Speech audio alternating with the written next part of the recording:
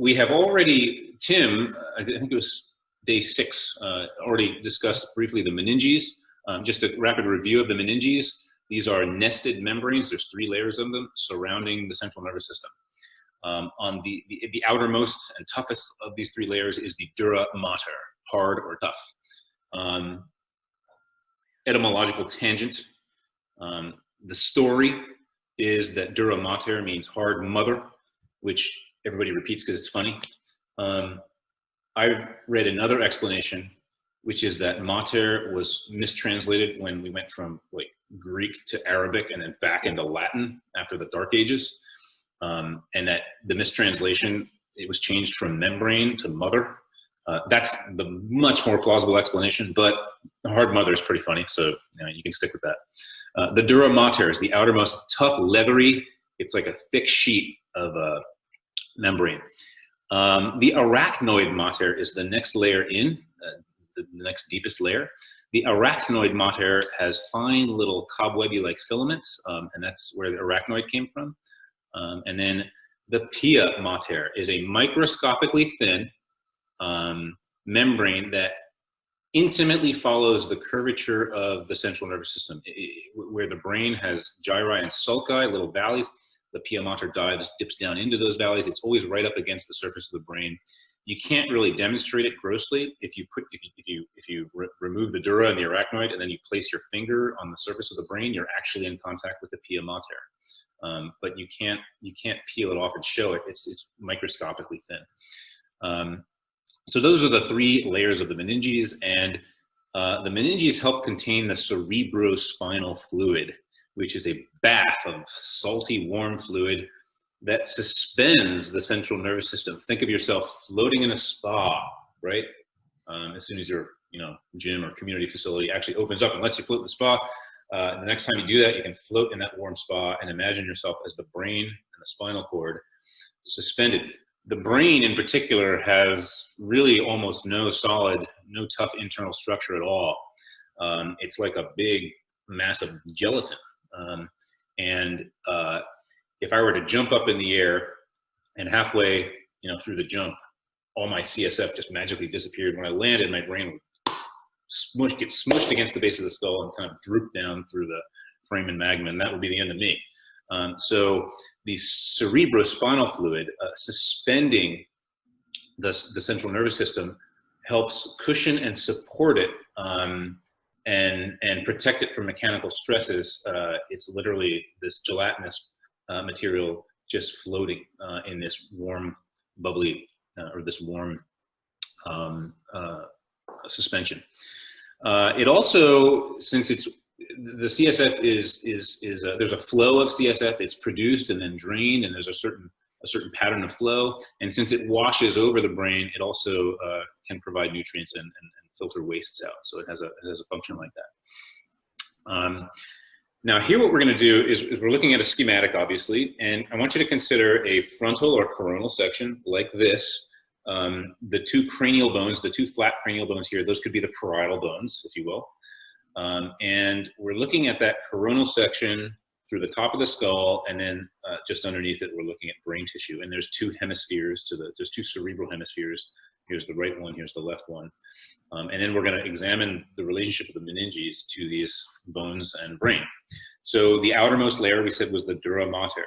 And here it is. Notice that it courses along, associated with the underside, the deep surface of the flat bones of the skull.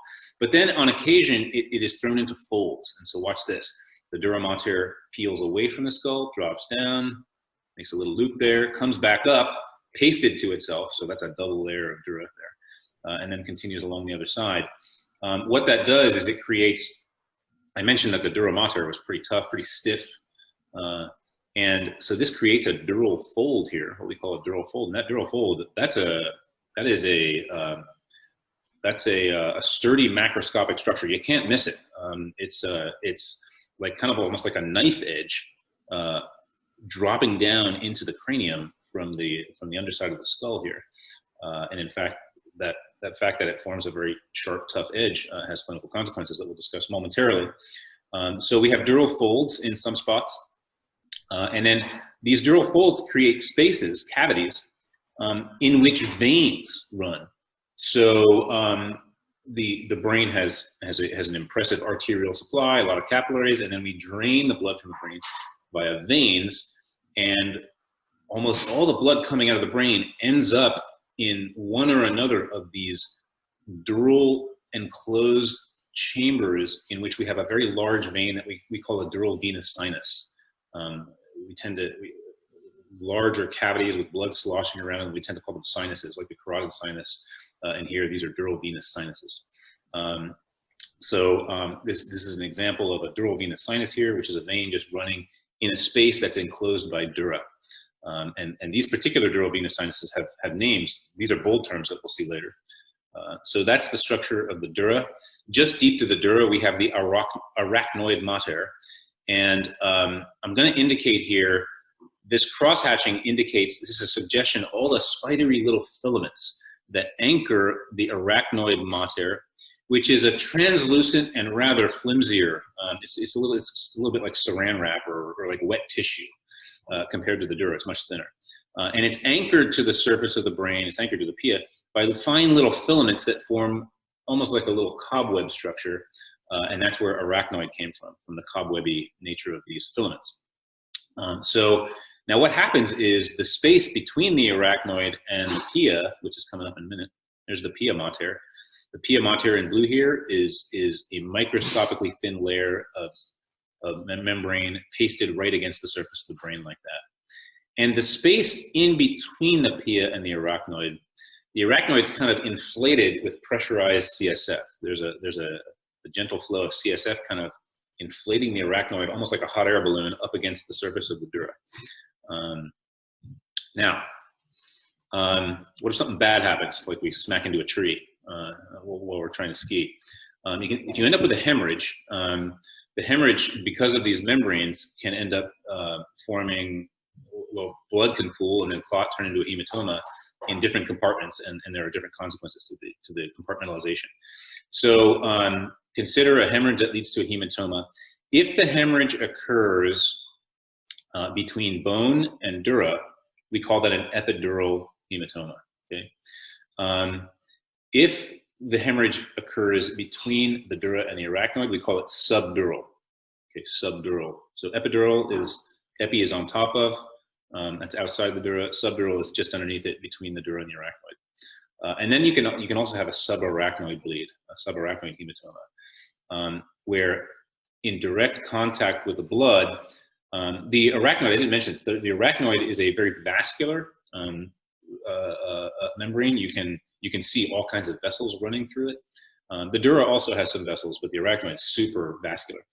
And if there's bleeding in here, the contact of the blood with, on the outside of vessels can stimulate the muscle cells pathologically and cause vasospasm. And so you may be in a situation where if somebody has a subarachnoid bleed, you would have to administer medications to control vasospasm. If you have bleeding that comes into direct contact with neural tissue, that can increase the excitability, increase signaling and excitation in the brain, and so you might have to administer anti-seizure meds.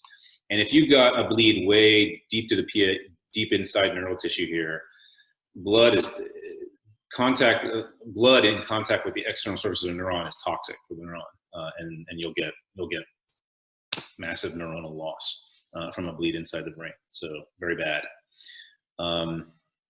I know there are probably some questions here. There's one more point I want to drill home here, and that is that back to our skier, his impact led to this biconcave mass. That shape is characteristic of a epidural hematoma. And what's happening is that tough dura is sort of forming a smooth barrier and keeping the blood kind of pooled in one spot.